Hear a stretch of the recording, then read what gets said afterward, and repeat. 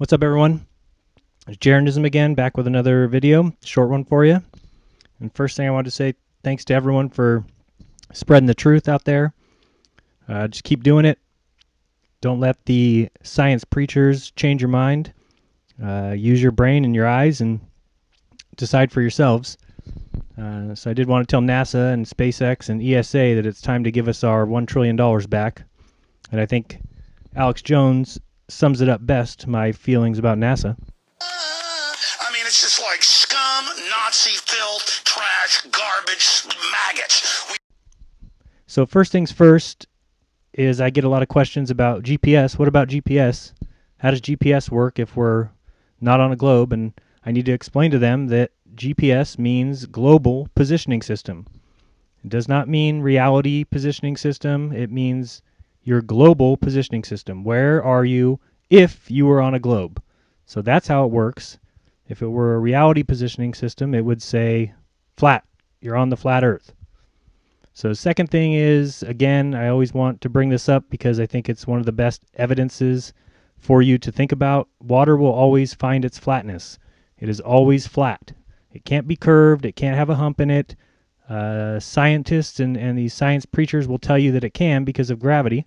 But all you need to think about is that from California to Hawaii is almost 2,500 miles. And if you believe in that, which I do, then you must believe that there is a 770-mile high hump of water if you believe in the globe. And if you believe in that, then you believe in make-believe and pretend. And I think you should start believing in reality. Joseph Jastrow in 1935 said, "Create a belief in the theory and the facts will create themselves." So if you think about that, you can start to see the deception that they're playing on us. Take a look at gravity and just think to yourself that all it is a construction of mathematical equations that don't jive with reality. And there's a lot of these equations. They're all over the place and they don't make any sense.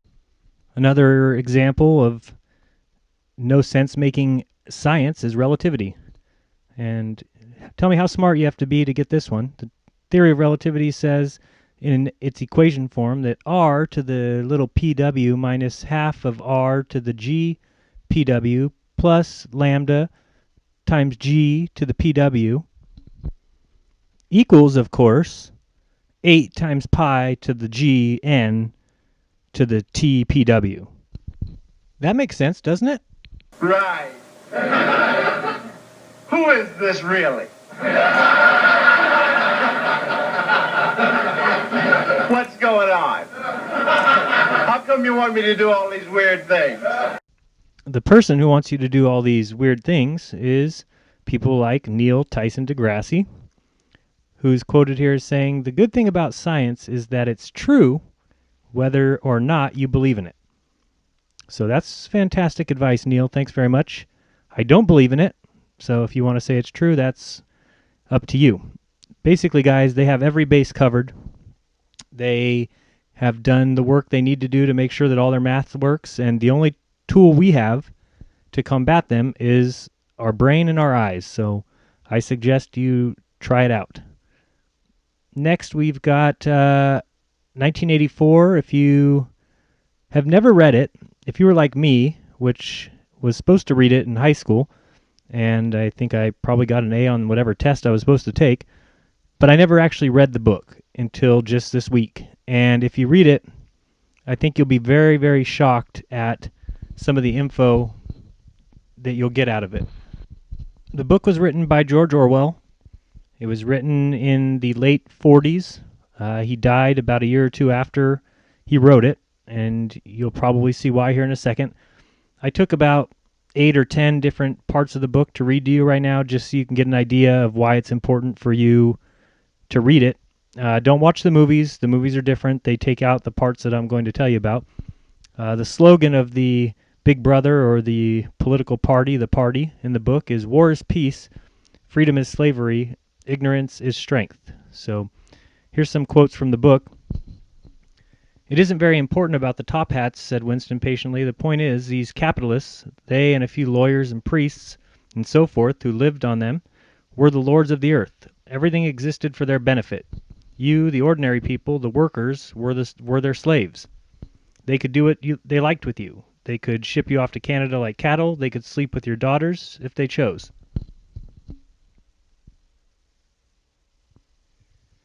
The heresy of heresies was common sense, and what was terrifying was not that they would kill you for thinking otherwise, but that they might be right.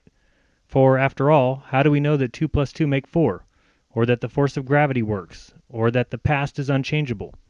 If both the past and the external world exist only in the mind, and if the mind itself is controllable, what then? By making him suffer, obedience is not enough. Unless he is suffering, how can you be sure that he is obeying your will and not his own? Power is in inflicting pain and humiliation. Power is in tearing human minds to pieces and putting them together again in new shapes of your own choosing. Do you begin to see, then, what kind of world we are creating? It is the exact opposite of the stupid hedonistic utopias that the old reformers imagined.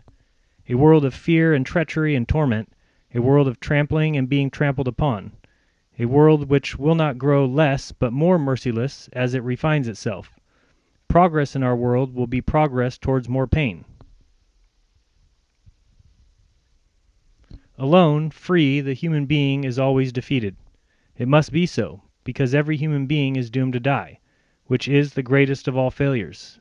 But if he can make complete, utter submission, if he can escape from his identity, if he can merge himself into the party, so that he is the party, then he is all-powerful and immortal.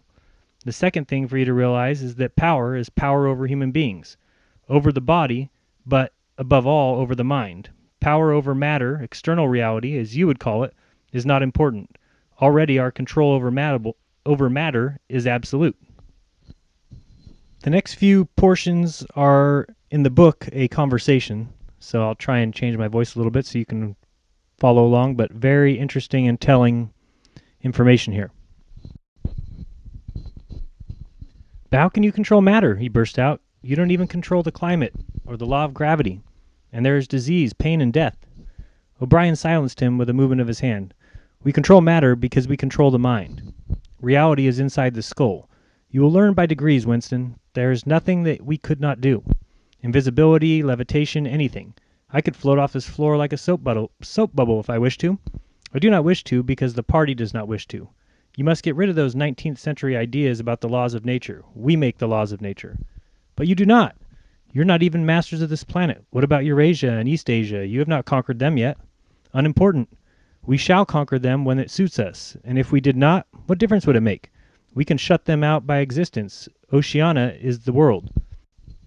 But the world itself is only a speck of dust, and man is tiny, helpless. How long has he been in existence? For millions of years, the earth was uninhabited.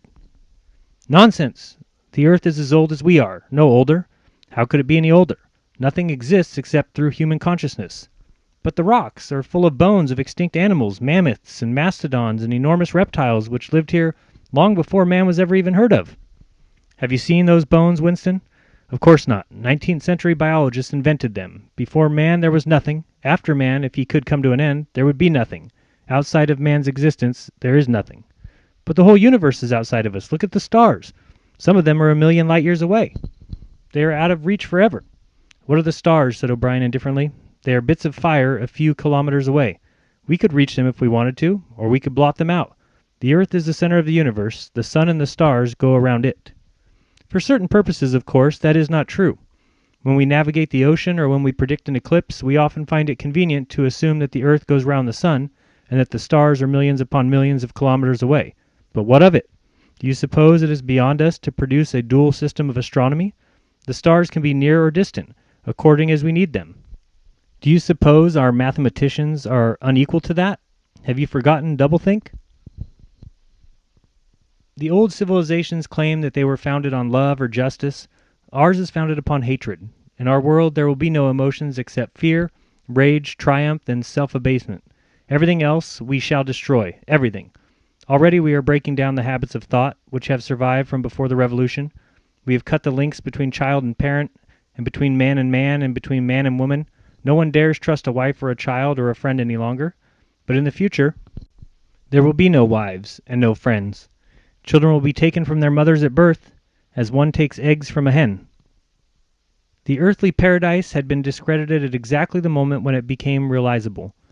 Every new political theory, by whatever name it's called itself, led back to the hierarchy and regimentation, and in the general hardening of outlook that set in round about 1930, practices which had been long abandoned, in some cases for hundreds of years, imprisonment without trial, the use of war prisoners as slaves, public executions, torture to extract confessions, the use of hostages, and the deportation of whole populations, not only become common again, but were tolerated and even defended by people who considered themselves enlightened and progressive.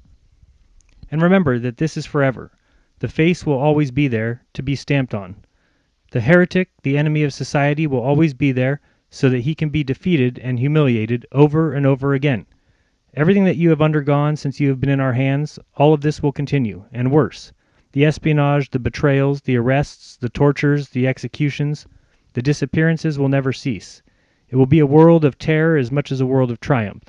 The more the party is powerful, the less it will be tolerant. The weaker the opposition, the tighter the despotism. Those are very few of the amazing quotes in this book. I recommend you read it today, tomorrow, this week.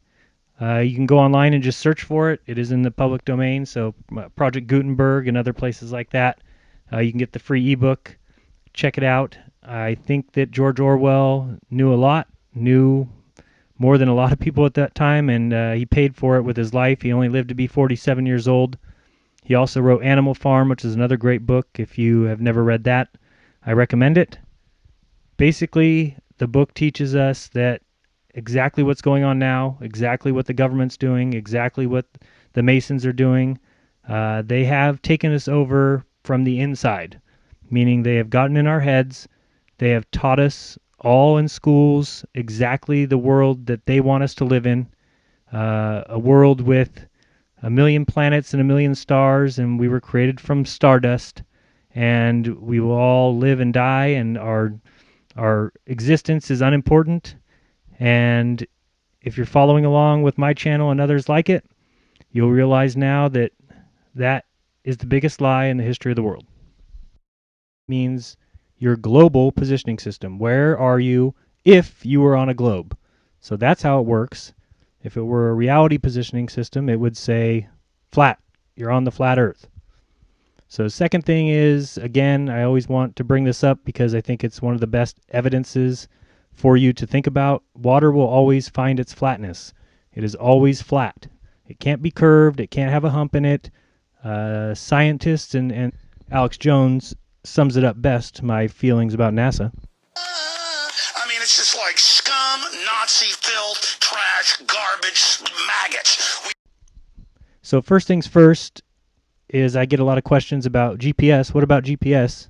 How does GPS work if we're not on a globe? And I need to explain to them that GPS means global positioning system. It does not mean reality positioning system. These science preachers will tell you that it can because of gravity. But all you need to think about is that from California to Hawaii is almost 2,500 miles. And if you believe in that, which I do, then you must believe that there is a 770-mile high hump of water if you believe in the globe. And if you believe in that, then you believe in make-believe and pretend. And I think you should start believing in reality. Joseph Jastrow in 1935 said, "Create a belief in the theory and the facts will create themselves." So if you think about that, you can start to see the deception that they're playing on us. Take a look at gravity and just think to yourself that all it is a construction of mathematical equations that don't jive with reality. And there's a lot of these equations. They're all over the place, and they don't make any sense. What's up, everyone? It's Jaronism again, back with another video, short one for you. And first thing I want to say, thanks to everyone for spreading the truth out there. Just keep doing it. Don't let the science preachers change your mind. Use your brain and your eyes and decide for yourselves. So I did want to tell NASA and SpaceX and ESA that it's time to give us our $1 trillion back. And I think